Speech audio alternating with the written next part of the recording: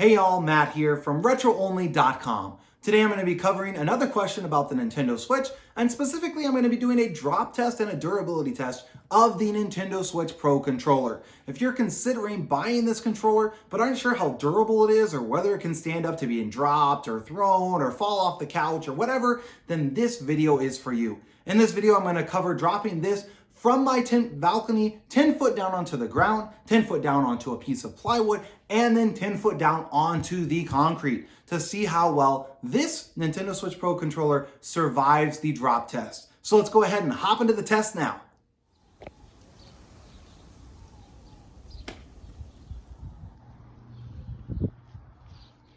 All right, so after dropping it on the grass, as you can see, there's not really any damage at all to it.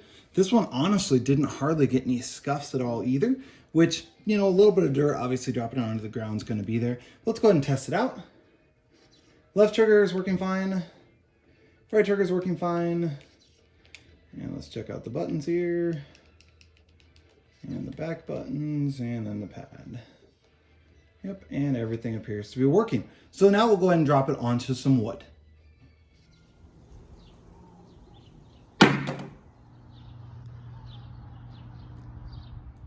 All right, after dropping it onto the wood, there is a little bit of scuffing going on, just a tiny bit. Honestly, it's sustained less damage than any of the other ones in regards to scuffing and dropping it onto the wood. But let's go ahead and test it out. So the left stick is still working fine. Let's check out the right. And that's still working as it should as well.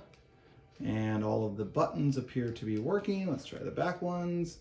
And then the D-pad is working as well. So now we'll go ahead and drop it onto the concrete and test that out and see if it still survives without any damage.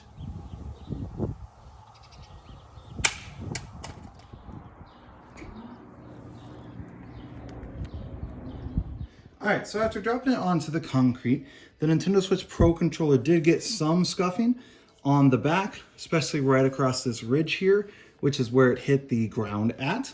So let's go ahead and test it out. Left stick is working fine. Right stick is working fine. Check the buttons here. And the D-pad, and everything appears to be working fine.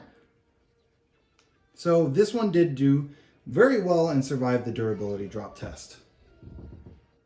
As you can tell from that test, the Nintendo Switch Pro controller survived really, really well. There was hardly any damage at all to it besides a tiny bit of scuffing on the back of the handles, which is to be expected when you drop it 10 foot onto concrete, and then a little bit across the back. Again, that's where it landed when it hit the concrete. Survived really, really well. Didn't have any damage that caused it to stop working. There's nothing shaking inside or anything like that. So it survived and passed with flying colors. I hope this video has been helpful to you. Again, my name is Matt from RetroOnly.com. Have a great rest of your day.